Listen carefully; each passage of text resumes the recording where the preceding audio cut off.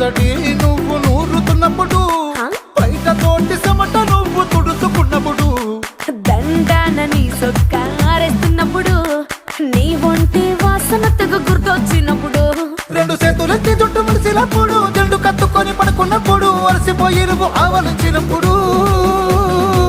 వచ్చుండై feelings